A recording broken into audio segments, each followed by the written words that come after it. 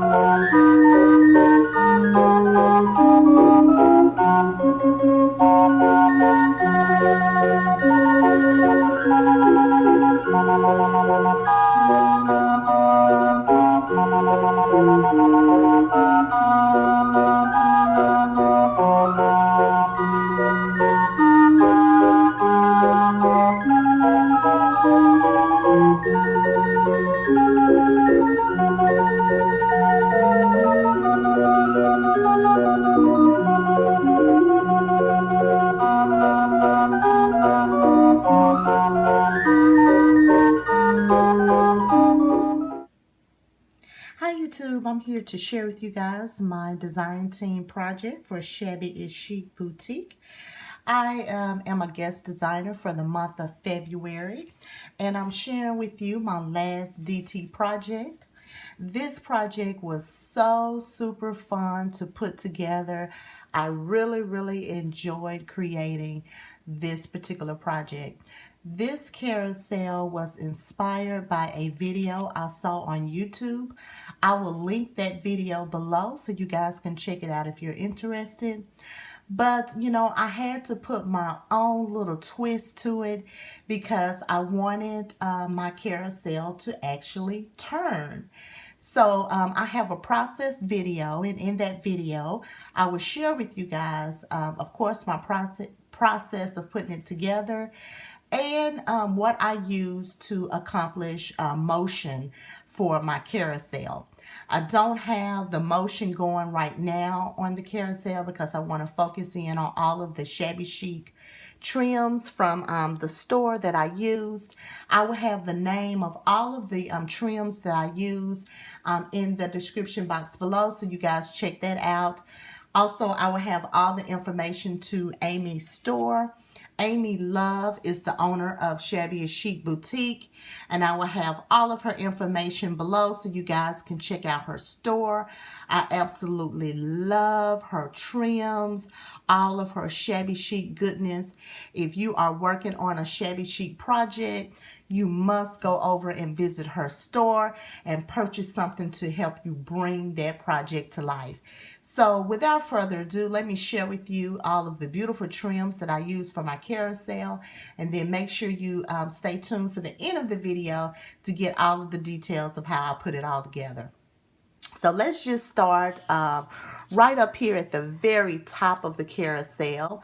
I used this beautiful beaded trim, and it was absolutely perfect to outline the top of the carousel. And then here at the bottom, I used some of this dangle trim to just bring the whole cuteness and girly feel to the project. I love this tool right here. This is some like glittered pink trim. You can see it there. So super pretty, and I just love how that layered and came together. Let's see, let me pick it up where you can see it. Also, I use some of the sequins. I call that like the, let me see if I can tilt it. All right, you can see it here. I use some of this beautiful sequins wedding applique type trim here. On the back side of the carousel, I'm going to turn it around. You can see here, I used some tulle from my stash, and then this also came from Amy's store. This is one of these really pretty hearts, and then one of her flat back pearls I put there in the center. I'm going to bring it closer and you can see how very pretty that is. This is some more of Amy's beautiful trim here. This is the hard trim right there to kind of outline the seam of the middle portion of the carousel. So let's just move down to the bottom trims. You can see some more really pretty pink trim, and it's outlined in some silver. And then right underneath that, I have some of this bow trim. Let me share that with you. See what that looks like. You can see the beautiful bows on that trim. This is so, so pretty. And I just love working with Amy's trims and everything because it just makes everything come together so quickly.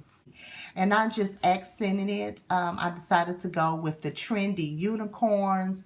It's part of my carousel. I used some beautiful flowers from Wild Orchid Crafts down here at the bottom. I'm going to bring that up and you can see that. I also used some stickles on the flowers. So that is my project share for you guys. I hope that you guys enjoyed my project and that you are inspired to create one for yourself. Make sure you stay tuned for the process video where I'll share more details of how I put everything together. Make sure you guys also check out the shop, Shabby Chic Boutique, to pick up some shabby chic goodness.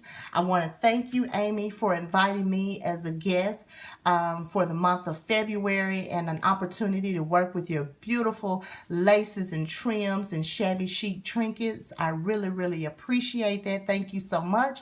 If you guys like my video, make sure you give me a thumbs up and also make sure you subscribe. And I appreciate all of you guys, and I'll see you in my next video. Bye. For this project, you will need 2 styrofoam discs. I picked mine up from Joann's and they measure 1 3/16 inch by 8 7/8 inch.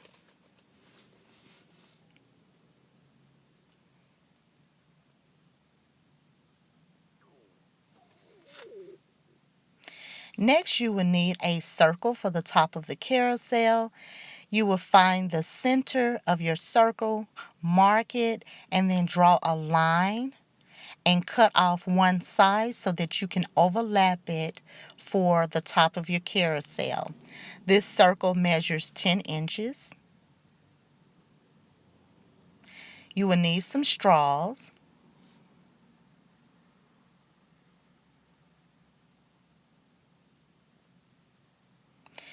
I used also some stickers from Michael's, the unicorns from the Enchanted line. You will need some adhesive, and I love using the Fabri-Tac because the hot glue may burn your styrofoam. You will need a paper towel roll, and mine measures roughly 7 5/8 inch.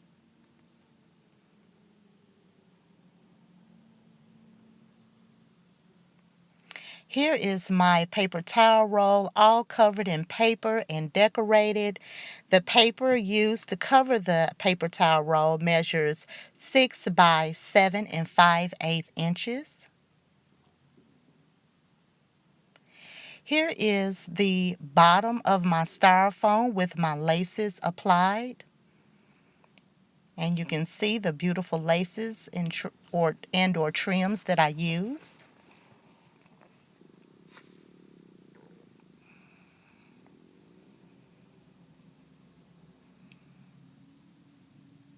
Here is the top styrofoam piece with the laces and trims already applied. And you can see how absolutely beautiful those laces are from Shabby Chic Boutique. Next, you will take your paper towel roll, apply some hot glue, and adhere it to the center of your bottom styrofoam disc.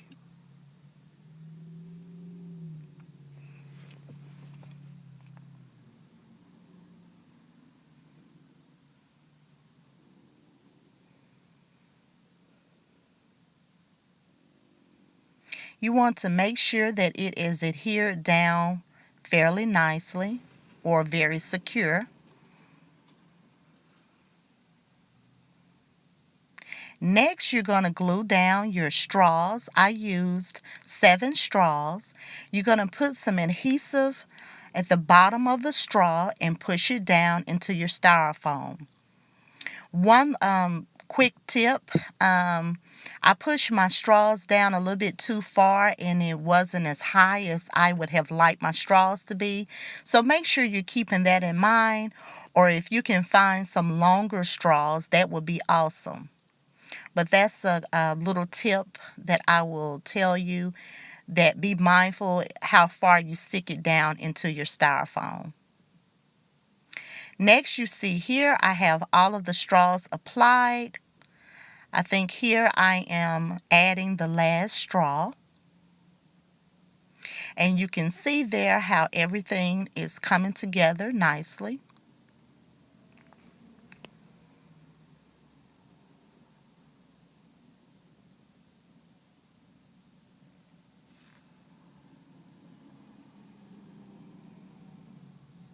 The next part of the process, you're going to apply some adhesive to the top part of your paper towel roll, and then you're going to apply the top of your carousel, as you will see here shortly.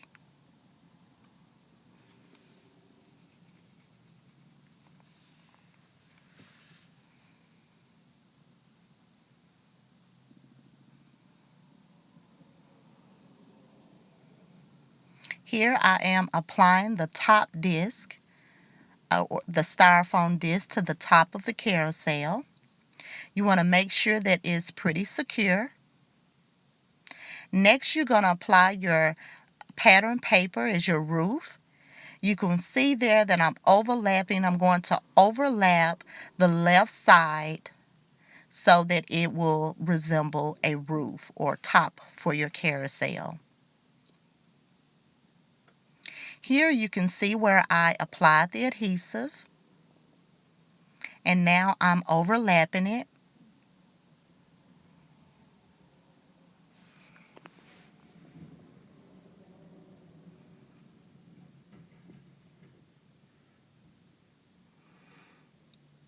Now I'm getting ready to apply some adhesive and add it to the top of the styrofoam disc.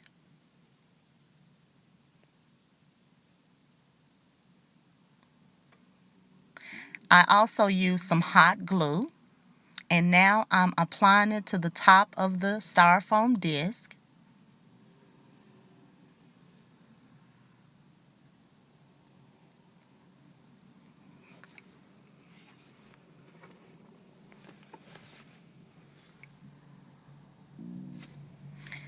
Try not to apply too much hot glue because you don't want it to seep out through the sides.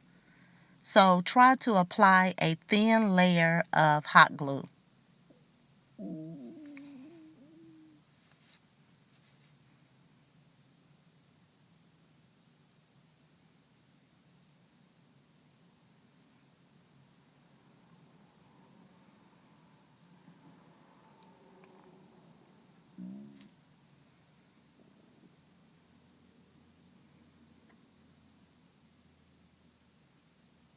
Make sure it's pretty secure as you adhere it to the top of your styrofoam disc. And lastly, to create the turn effect of the carousel, I used a 7-inch turntable.